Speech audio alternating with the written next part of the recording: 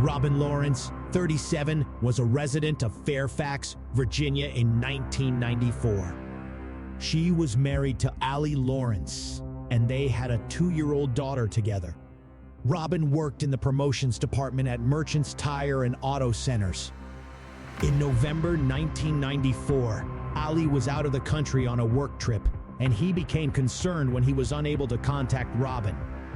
He asked a family friend to check on her.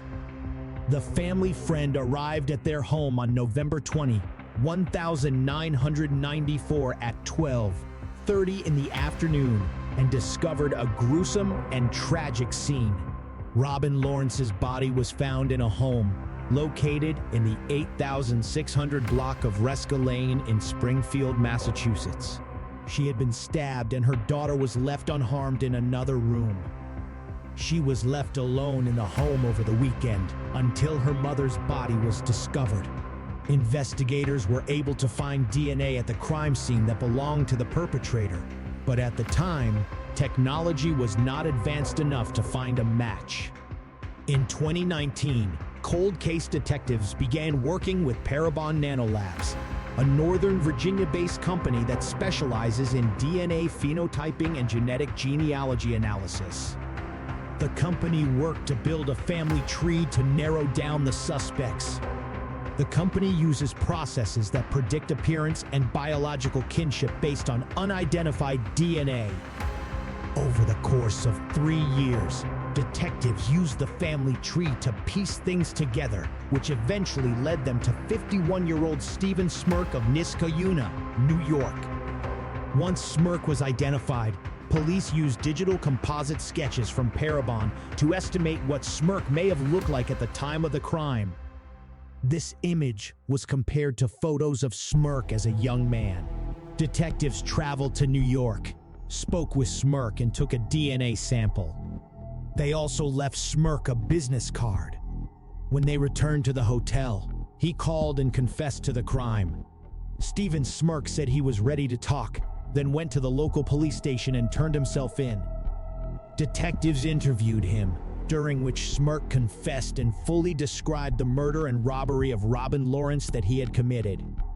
In September 2023, the Fairfax County Police Department held a press conference. They announced that Stephen Smirk had been taken into custody and charged with taking Robin's life. Eli Corey, Deputy Chief of Investigations, stated that the crime was accidental and there was no connection between Smirk and Robin. It was also noted that Smirk has no criminal history, and this was the first time he had been arrested. Corey said that Smirk will be extradited from New York to Virginia. He also noted that Smirk is not a person of interest or suspected of any other crimes that the department is aware of. Smirk, who is now married and has 2 children, was on active military duty at the time of the offense. After nearly 30 years of service, Smirk is behind bars and will answer for his actions, Corey said. Members of Lawrence's family, including her surviving daughter, attended the news conference but did not answer questions. Robin's husband, Allie Lawrence, later said he was shocked by the news of the suspect's arrest. "You probably could have knocked me over with a feather," Allie said.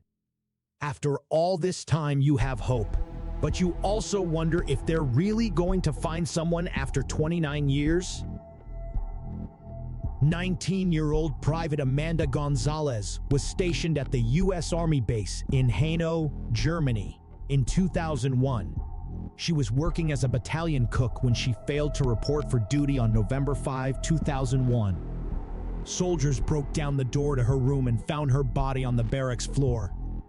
She had been strangled and subjected to a beating. Amanda was 4 months pregnant when her life was cut short. Amanda grew up in Madisonville, Texas, and had many friends.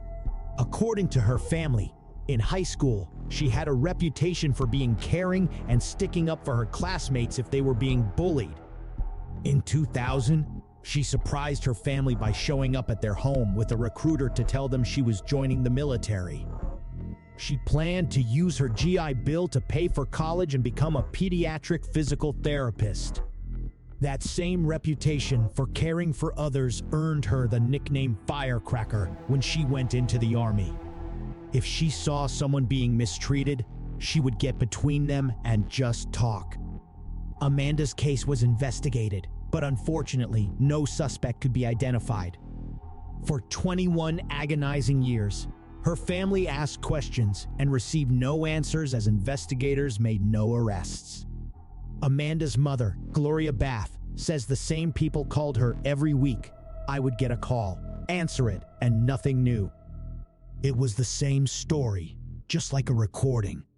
Every time we go to her grave, I tell her I don't give up. I'm not giving up. Gloria and her husband, Michael Bates, spent years writing letters to lawmakers and appearing on shows like Dr. Phil and America's Most Wanted. The turning point in the case came in 2023, when the Justice Department named Shannon L. Wilkerson, 42, a former member of the military, as the man responsible for what happened to Amanda Gonzalez. Wilkerson was arrested in Florida on February 23, 2023. If convicted, he faces a maximum sentence of life in prison. He has pleaded not guilty. Officials said that in 2001, Wilkerson served on active duty before being discharged from the military. According to the summary indictment against Wilkerson, the suspect was discharged from the U.S. Army on July 31, 2004, and was discharged from the U.S. Army Reserve on June 12, 2007. Former FBI agent Brad Garrett said there is no statute of limitations for the crime of taking a life. In order to charge someone in federal court with this particular crime, you must have enough information and evidence to show that you can win the case in court. The arrest marked the next chapter in an investigation that had been going on longer than Amanda had been alive, and it didn't take long. Amanda's cousin, Dean Lucio, said she still had that fighting spirit because she was a fighter, and that allowed all of us to keep going after her and never give up. Amanda's mother, Gloria, said, "We have to keep fighting for them because they can't fight for themselves. They don't have a voice. You are their voice." Amanda's stepfather, Michael Bath, said he hoped that the tragedy his family experienced could improve conditions for female soldiers. Unfortunately, no motive for the crime was given, and investigators also did not specify what led them to Shannon L. Wilkerson. Eric Shear, 43, in 2013, lived in Houston, Texas. He was a father, family man, and friend to many. Eric was described as a fun-loving and witty man. He enjoyed cooking and family gatherings. When family members didn't hear from him for several days in January 2013, his uncle Curtis Anderson decided to take a look. Curtis went to Eric's West Houston apartment on Fountain View Drive and made a horrifying discovery. Eric had been stabbed multiple times. Investigators collected evidence from the scene and began their investigation. Family members told police that Eric had mentioned a potential boyfriend to them, but unfortunately, they did not know who the man was. The leads dried up, and the case was hushed up. Recently, Houston police reviewed the case and conducted DNA testing on evidence collected back in 2013. The DNA results showed that Raymond Lincoln was responsible for taking Eric's life. Investigators found messages between the two men that indicated that there was a relationship between them. Lincoln was then questioned and he confessed to the crime. He claimed that Eric had made unwanted propositions, which led to an argument and a knife fight. The circumstances are extremely similar to those of the 1992 murder for which Lincoln was convicted. The victim in that case was also a man, and Lincoln also claimed that he did not mean to hurt him. Raymond Charles, 52, was formally charged with taking the life of Eric Shear on April 28, 2023. Detectives from the Houston Police Department called Eric's family to update them on developments in the case after waiting so long. Now, his family is ready for swift justice. Eric's uncle, Curtis Anderson, who made the discovery, said he's living in his own hell. Now they're just gonna put him in a cage, he added. Eric's cousin Natasha Simmons said, "I've always prayed about this. I've always wondered, God, is this really possible? I love him, and I miss him very much." Lincoln is being held on $150,000 bail in connection with the charges against him. Police are asking anyone who may have information about other cases involving Lincoln to call detectives at 713-300-8360 or Crime Stoppers at 713-222-TIPs.